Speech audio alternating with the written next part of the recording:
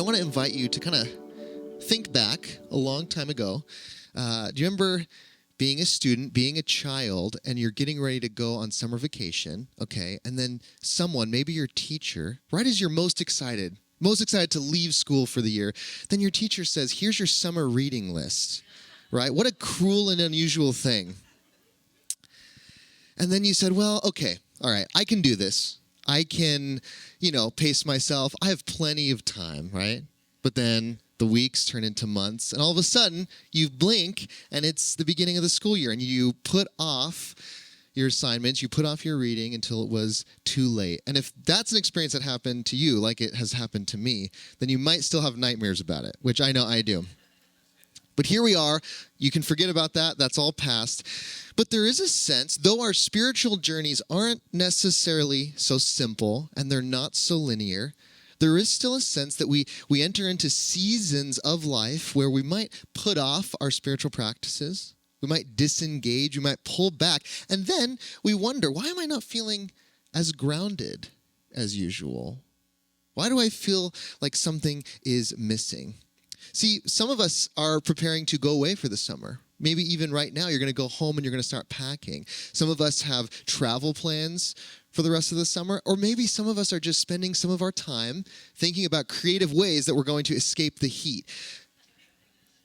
But we all have these seasons. Summer is one of them. We have these seasons where it's natural for us to lose touch with our practices, to fall back into our comfort zones, and to sometimes sink into old patterns that aren't really serving us.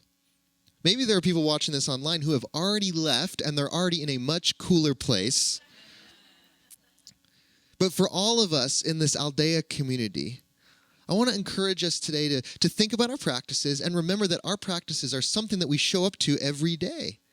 And so may we have some accountability for our own spirituality, right? Regardless, throughout this summer, if you plan on maybe joining us weekly, or if you're not able to, joining us here and there, or joining us online, regardless of all of that, right? I want to encourage us to take accountability for our own spirituality because no one is going to do it for us. And I want to encourage us to take some risks and to use this season of life as an opportunity for growth.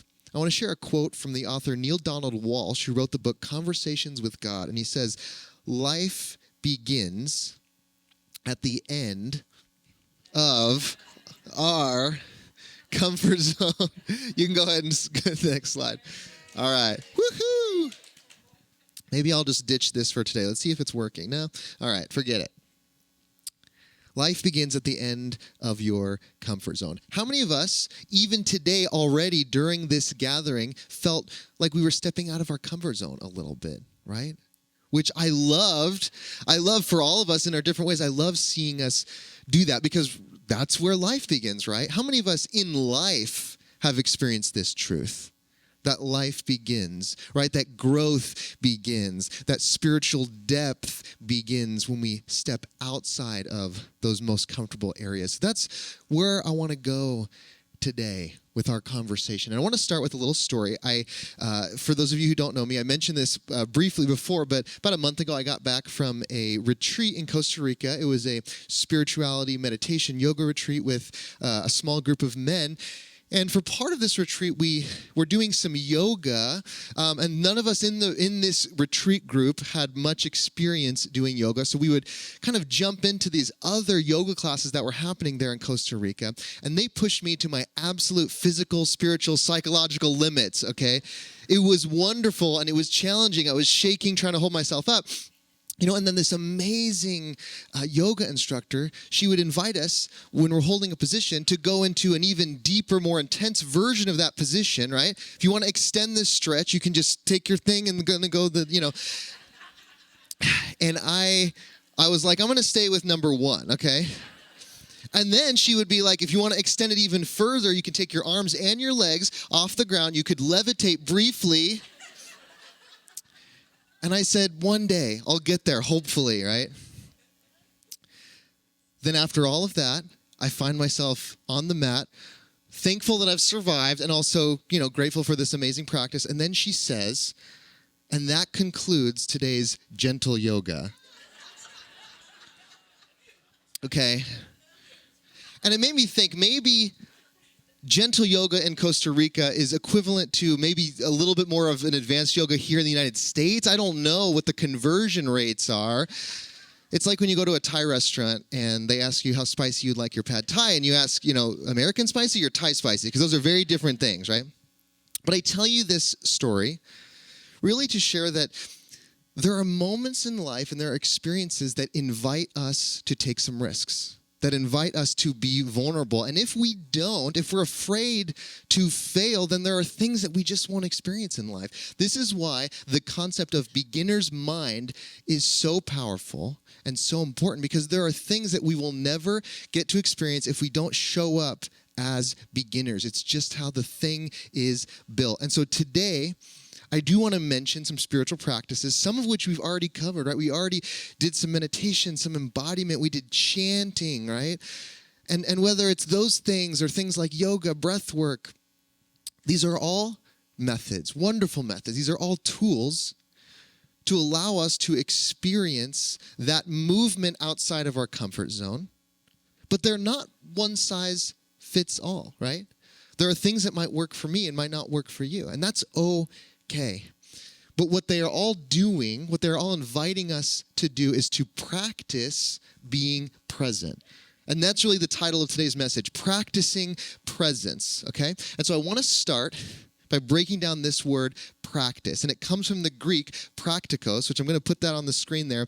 This Greek word praktikos means pertaining to action as opposed to theoretical. So you have praktikos and theoretikos. One is to do, to act, and the other is to think, to be in theory about. And friends, there is certainly a time for both. There is a time for theory, and there is a time for practice. There is a time to be active in life, and there is a time to be passive. In fact, how many of us have had experiences where we had an incredible moment of transformation or an encounter with what we might call the divine through no effort of our own, right? It just shows up in life. There is a beauty and a time to allow things to be where there's nothing we necessarily need to do.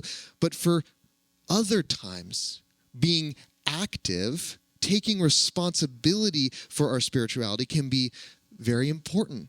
There is a time for both, and in fact, maybe there is a way to merge the two. It reminds me of a book that I was handed when I was in high school, and this book is called Practicing the Presence of God. It was written in 1692 by a Christian monk named Brother Lawrence, and he, at his monastery, was the one in charge of sweeping the floors, cooking the meals, taking care of the monastery.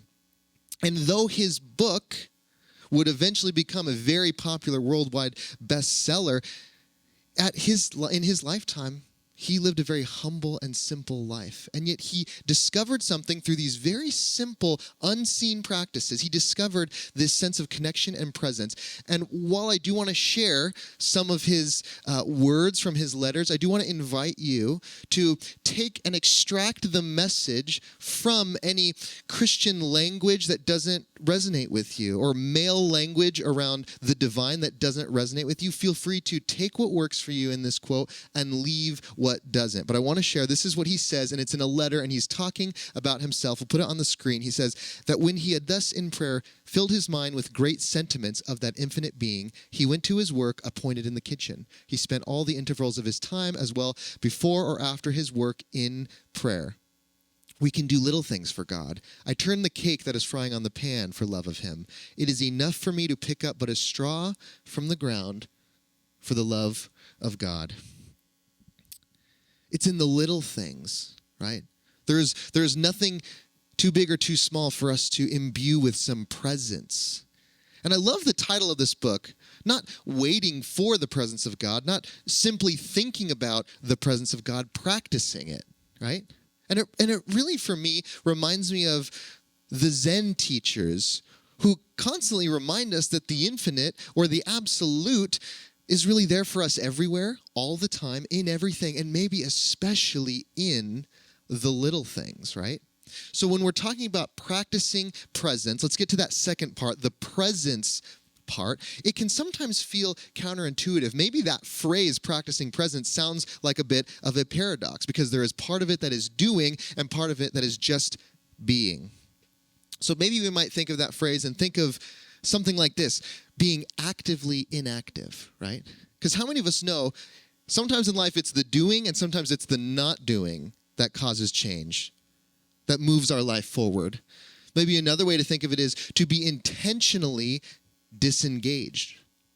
How many times in life is it important for us to actually be thoughtful about when we unplug, right? This was true for me. In this journey to Costa Rica, I traveled across the ocean to just go inside of myself. This external journey actually was more about an internal one. Joseph Campbell talks about the hero's journey, and that whole structure is really about leaving in order to come home. How many of us have left and gone on these big journeys of life just to come home to ourselves, right? This is practicing presence. This is actively finding the core of our being, right? And so in doing so, in this journey, sometimes there are some challenges. Sometimes there are some hurdles, some things that stand in the way. And for me, one that I can easily recognize is the risk that it takes to engage in certain practices. Because of course, if we are ever going to start anything new, try something different, try something out of our comfort zone, there's a couple of things we might be worried about, right? Looking silly, okay? Failing, sitting down to a spiritual practice that we've placed a lot of expectation on, and then maybe nothing happens the first time you try it. These take us outside of our comfort zone. And yet, it seems as though the further outside of our comfort zone that we go, the greater the potential for reward might be. That if you actually are willing to step out and take a risk and try this whole beginner's mind thing, you might actually put yourself in the way of some possible life change. I know this was true for me. On this retreat, we did some breath work. How many of us have done breath work before? Okay, I thought I had until this retreat. And we tried this different type of breath work, and it was one where we were essentially hyperventilating for 20 minutes, right? And that sounds difficult in and of itself. But I also want to paint a picture of where we did this breath work. So we had this beautiful outdoor structure called a shala, where we would be essentially by the beach. You could hear the waves. It was absolutely lovely, and we did all of our meditation and breath work there, right? However, I want to go to the next picture. You'll see that to our right was the relaxing beach area where people could just sit and enjoy and set up their chair, right, and relax on the couch. And then if you go to the next picture, we're on the right, and on the left is the eating area, the restaurant, essentially. The point I am making is that our deep, intense breathwork practice of us hyperventilating as a group was basically happening right in the middle of people hanging out on the beach and people having their lunch, okay? Some people are having a mimosa or having a coffee and just hanging out, and then there we are right in the middle going for this deep spiritual experience. So it's physically difficult, and there was also this vulnerability, right? And yet for many of us who engaged in this practice during this trip, it was some of the most profound experiences of our life. And it makes me wonder if sometimes the depth and profundity of our spiritual experiences might be in relationship to the length and how far outside our comfort zones we are willing to go, right? That sometimes, it doesn't always take going to Costa Rica. It doesn't always take hyperventilating in the middle of a public space. But sometimes there's an aspect of our being that recognizes that we are pushing ourselves, that we are moving outside of our comfort zone. I want to share a quote from really one of the most well-known founders of modern-day breath work, particularly in the 60s and 70s. His name was Stanislav Grof, and he says, "The potential for a mystical experience is the natural birthright of all human beings." It's right there. So friends, if you want to experience growth and transformation, if you want some profound experiences, they're there for you if you want them. But I would suggest that they are going to be found outside of your comfort zone. And here's why. Our comfort zones are built for consistency, right? They're built to protect us against change. How many of us love comfort food? Okay, I love comfort food. But when I'm talking about comfort food, I'm talking about things that I'm familiar with, probably things from my childhood, right? People generally don't talk about escargot as comfort food, okay? Maybe in France, but not here in the U.S., right? Because it's about those things that are not ordinary. And when we're talking about growth and these profound experiences, we also use the term non-ordinary states or non-ordinary experiences because sometimes it can't be found in the super ordinary. We have to move outside. We have to be willing to take some risk and vulnerability, right?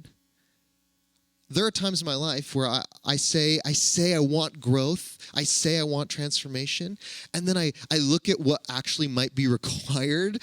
I look at what might happen in my life if I really invite growth, and I'm like, I don't know, How many of us have ever invited something into our lives? Maybe it was through a prayer, maybe you put something out there into the universe, and then as you said it, you kind of caught yourself, and you're like, wait a second, I don't know. That's kind of a big prayer, right? You're thinking, maybe I have this dream, and then you're like, I don't know. Am I willing to do what it takes and experience the life change in order to get there, right? We catch ourselves. We say, can I take it back, But sometimes, friends, we have to put our money where our mouth is. Now, hear this, friends. Hear this, and this is really important. There is no pressure for you to become any different than who you are. See, one of my favorite things about leading this community is that we get to say again and again, love, period, meaning you are loved, you belong, you are welcome no matter what you do. There is nothing to do to earn anything, okay? You belong as you are. And friends, if you are happy with where you are, by all means, keep doing what you're doing. But there are those of us, and I would consider myself among those, that would love to see some more peace in their lives, would love to experience some more presence, would love to experience some transformation and some growth. And for those of us who find ourselves in that position, I would encourage us to take some accountability and some responsibility for what it might take for us to get there. So imagine you're on vacation this summer, right? And you catch yourself and you realize, man, I'm not being present. How many of us have gone on vacation and then we closed our eyes and opened our eyes and it was over, right? What if, I know this sounds unorthodox, but what if during your vacation you thought about incorporating some new spiritual practices, right? You might think, why would I meditate? I'm paying for this vacation. Why would I spend time meditating, sitting and thinking of nothing when I'm paying to be here, right?